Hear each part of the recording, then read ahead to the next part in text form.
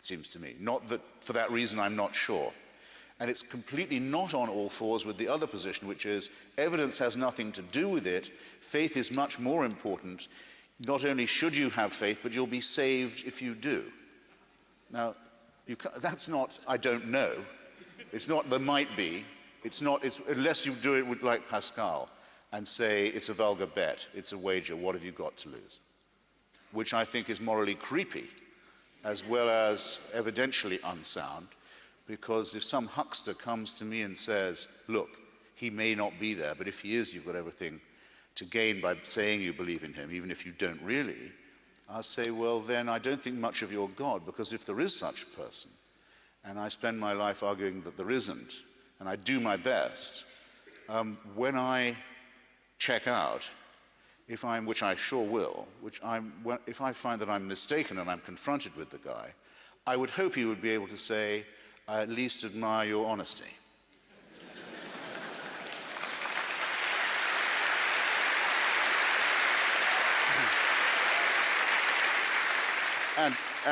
Okay, let's close on this, ladies and gentlemen. The Christians don't give their God that much credit.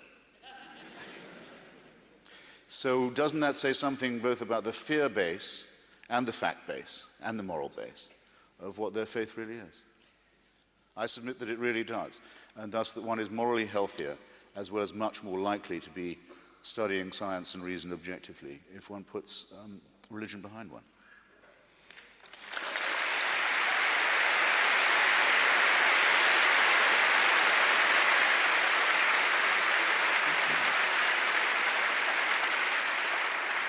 Ladies and gentlemen, save your applause, because I'd just like to say thank you. We see Christopher Hitchens here probably once a decade or something along those lines, and I hope we don't have to wait that long to see him again. I've certainly enjoyed talking to him. I'm sure you've enjoyed listening to him. Please thank him properly now. Thank you. Nicely. Tony Jones, ladies and gentlemen.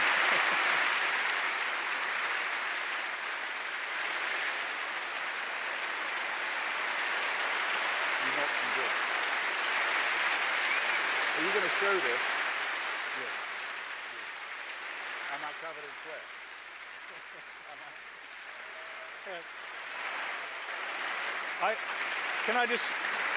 I don't know what an encore is in this environment. Perhaps he could just sing one verse. One more verse. Well, I could do it straight through. Go ahead. Of the boozed out philosophers. Yes. Of Wally Malou Philosophy Department, ladies and Bruces. It's Eric Idle's great performance at the Hollywood Bowl. Sorry, it's a real honor to be SK. Oh, Immanuel Kant was a real pissant who was very seldom stable. Martin Heidegger was a boozy beggar. He could think you under the table. David Hume could outconsume Schopenhauer and Hegel. And Wittgenstein was a beery swine. René Descartes. Wittgenstein was a beery swine who was just as sloshed as Schlegel. There's nothing Nietzsche couldn't teach about the raising of the wrist. Socrates himself was permanently pissed. John Stuart Mill, of his own free will, on half a pint of shandy, got spectacularly ill. But Plato, they say, could stick it away. Half a crate of whiskey every day. Aristotle was a bugger for the bottle. Thomas Hobbes was a slave to his dram, and René Descartes was pissed as a fart. I drink, therefore I am. Yes, Socrates himself is particularly missed.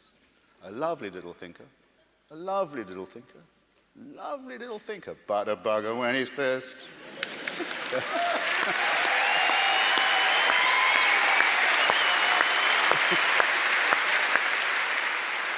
Okay.